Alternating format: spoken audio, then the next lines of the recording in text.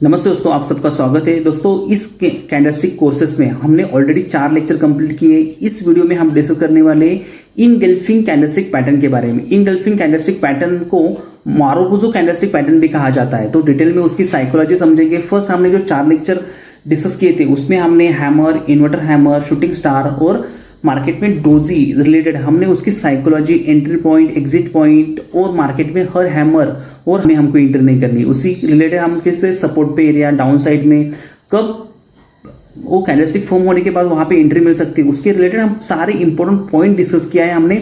और live market में हमने उसको अप्लाई भी किया है। यहाँ पे देख सकते हो मार्केट में यहाँ पे हैमर बना, फिर हैमर का अपसाइड में ब्रेकआउट हुआ तो अच्छा खासा अपसाइड में ट्रेड मिला। जब शूटिंग स्टार बना, शूटिंग स्टार का ब्रेकडाउन हुआ तो अच्छा फॉल मिला।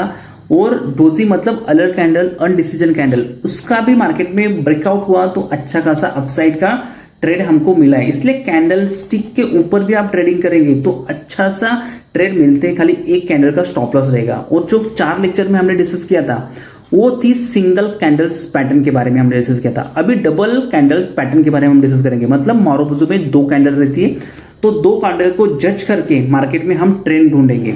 तो फर्स्ट कैंडल और सेकंड कैंडल्स की साइकोलॉजी क्या है वो फर्स्ट हम डिस्कस करेंगे, फिर हम सेकंड पार्ट पे आएंगे, उसका चार्ट में कैसे अप्लाई करेंगे तो वो डिस्कस करेंगे।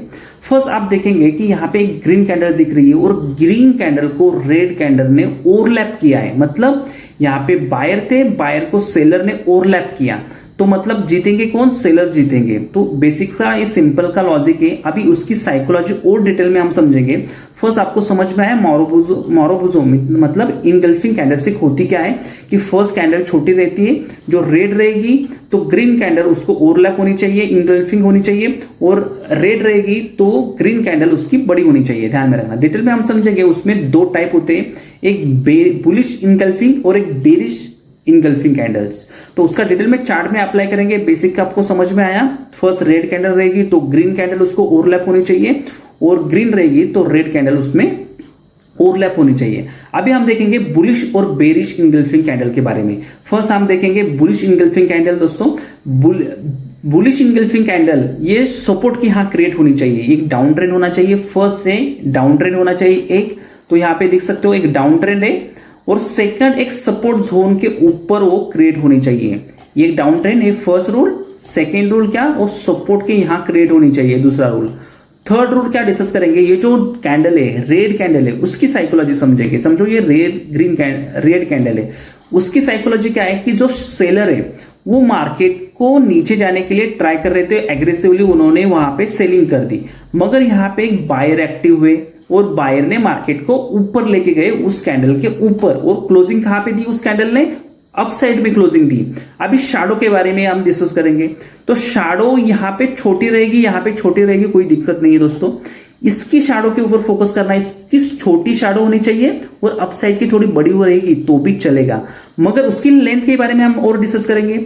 जो फर्स्ट कैंडल, ये जो रेड कैंडल है, उससे इसकी लेंथ कितनी होनी चाहिए? 4% बस, इतनी, उससे ज्यादा नहीं होनी चाहिए, क्योंकि हमको स्टॉप लॉस लगाना भी चाहिए। स्टॉप लॉस बड़ा नहीं होना चाहिए, ये भी इंपॉर्टेंट है। और उस कैंडल को क्लोजिंग होने के बाद नेक्स्ट कैंडल में हमको एंट्री करनी है, तो स्टॉप लॉस छोटा होने के कारण, रहने के कारण हमको उसकी लेंथ बड़ी नहीं होनी चाहिए। ध्यान में रखना। 2-4 हमने रूल डिस्कस किए, ध्यान में रखना, क्योंकि ये रूल्स आपको कहां पे भी सुनने को नहीं मिलेंगे। यहाँ पे ही मैं बोल रहा हूं अभी उसको, और लाइव मार्केट में भी इसका हम अप्लाई करेंगे। तो इसका मतलब क्या है? यहाँ पे बायर एक्टिव हुए और बायर ने जो सेलर है उनको पूरा ओवरलैप किया और एक अपसाइड का अच्छा सा टारगेट मिला। अभी आप टारगेट देखेंगे कितना हमको टारगेट चाहिए। तो दोस्तों, जो ग्रीन कैंडल है, समझो 50 पॉइंट की ग्रीन कैंडल है, तो हमको 60 पॉइंट, 50 पॉइंट यहां तक टारगेट रखने हमको, क्योंकि हमको जो 1:2, 1:3 का रेशो हम वहां पे रख सकते हो। मगर ये जो कुछ रूल मैंने आपके साथ में डिस्कस किए बुलिश इनगल्फिंग कैंडल के बारे में, वो ध्यान में रखना। एक डाउन ट्रेंड चाहिए, सपोर्ट की यहाँ ये कैंडल फर्म हुई तो जब रेड कैंडल और ग्रीन कैंडल बड़ी रहेगी, मतलब ओवरलैप करेगी ग्रीन कैंडल, तो उसके ऊपर की कैंडल की यहाँ हमको एंट्री लेनी है। अभी उसी तरह से हम देखेंगे बेरिश इनगल्फिंग कैंडल के बारे में, डिटेल में जानेंगे। दोस्तों, अच्छी लगे तो लाइक और सब्सक्राइब करना मत भूलना। 4 कैंडल के रिलेटेड हमने डिस्कस किया था, उससे भी अच्छे प्रॉफिट मिल रहे हैं, मतलब लर्निंग के साथ में अर्निंग भी। अभी हम देखेंगे जो मार्केट में एक अच्छा खासा अप ट्रेंड चाहिए। मार्केट यहाँ पे एक रेजिस्टेंस लिखा है, रेजिस्टेंस के यहाँ ही चाहिए मार्केट में, और फर्स्ट कैंडल ग्रीन होनी चाहिए और ग्रीन कैंडल को ओवरलैप होनी चाहिए, करनी चाहिए रेड कैंडल में, ध्यान में रखना रेड कैंडल में ओवरलैप होनी चाहिए। साइकोलॉजी समझो इस कैंडल के पीछे, कैंडलस्टिक का नाम कुछ भी हो मगर उसके पीछे की, कैंडलस्टिक के पीछे की साइकोलॉजी आपको मालूम होगी तो डेफिनेटली आप अच्छे रिटर्न कर पाओगे। मतलब क्या है, बायर ने ट्राई किया मार्केट ऊपर जाने के लिए मगर सेलर वहां पे हैवी हुए मार्केट में। यहाँ पे फर्स्ट बायर हैवी हुए थे, अभी यहाँ पे सेलर हैवी हुए और मार्केट एक रेजिस्टेंस पे, मतलब वो पैनिक करेंगे उस जगह पे, वो पैनिक करेंगे मतलब एग्रेसिवली उन्होंने क्वांटिटी, बल्क क्वांटिटी वहां पे ऐड कर दी थी मगर वहां पे सेलर उससे ज्यादा एक्टिव हुए, तब अभी उसको स्टॉप लॉस लेना पड़ेगा। मतलब यहाँ पे वो स्टॉप लॉस लेंगे डेफिनेटली और अच्छा खासा डाउनफॉल दे सकते हैं हमको। तो इसलिए इसकी में जो कैंडलस्टिक, ये अभी 4 और 5 कैंडलस्टिक हुए हमको, इसका मीनिंग क्या है दोस्तों मालूम है, एक कैंडल का खाली स्टॉप लॉस रहता है। ये कितने पॉइंट का, 20 पॉइंट 25 पॉइंट का हमारा स्टॉप लॉस रहेगा मगर हम 100-200 पॉइंट भी यहाँ पे हम टारगेट ले सकते हैं। ये इंपॉर्टेंट है दोस्तों, इसलिए minimum stop loss maximum target, इसकी पूरी साइकोलॉजी आपको समझ में आई।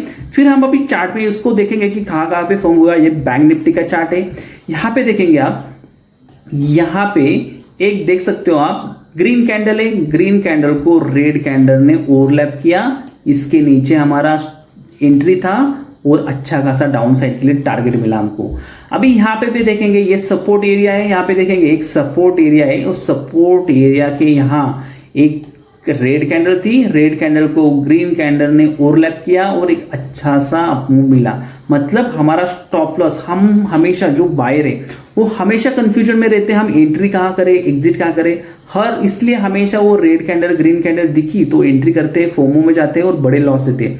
तो कुछ सेटअप के ऊपर आप फोकस करेंगे, उसकी साइकोलॉजी जानेंगे तो वो सही तरीके से ट्रेड कर पाओगे और स्टॉप लॉस आपका फिक्स होने के कारण आपको मालूम है आपका लॉस कितना है।